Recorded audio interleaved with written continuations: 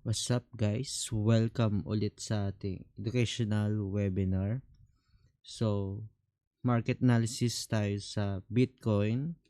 So, alam naman natin na nagkaroon ng massive bullish move ang Bitcoin last year, 2024.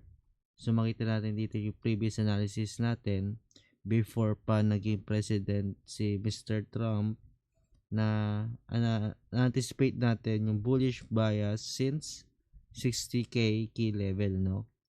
And nung naging president na si Mr. Trump, so sinabi natin na possible na mag-break above sa 73k key level, no? Dahil bullish bias tayo sa Bitcoin if nanalo si President Trump sa US election. So makita natin yung previous analysis natin sa Facebook group, no? Share natin yan sa group. So makita mo doon yung mga analysis natin na sinabi natin na magiging bullish ang Bitcoin. So makita natin dito yung latest analysis natin sa Bitcoin nung nag-break above siya sa 100k key level. So na-anticipate ko na mag-pull back lower yan, no?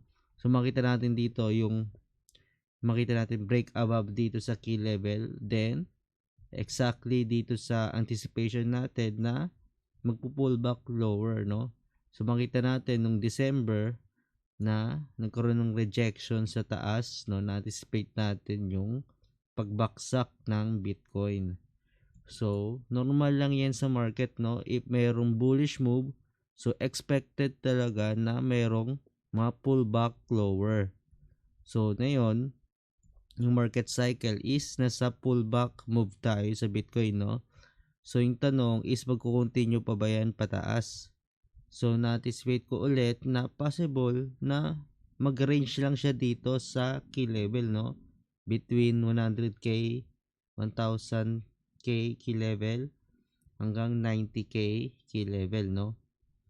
So if mag-break lower siya, possible pa rin yung mag-pullback lower yan dito sa 70 to 80k key level.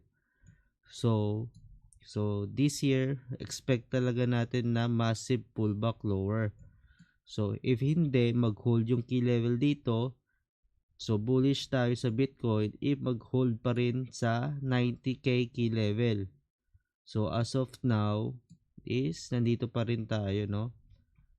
So kailangan i-defend ng mga buyer yung position nila sa 91 key level if gusto pa nila tumaas ang Bitcoin. So ayan yung analysis natin sa Bitcoin. So makita natin yan. So tingnan natin ano mangyayari for the next coming months. So ayan yung analysis natin sa Bitcoin market.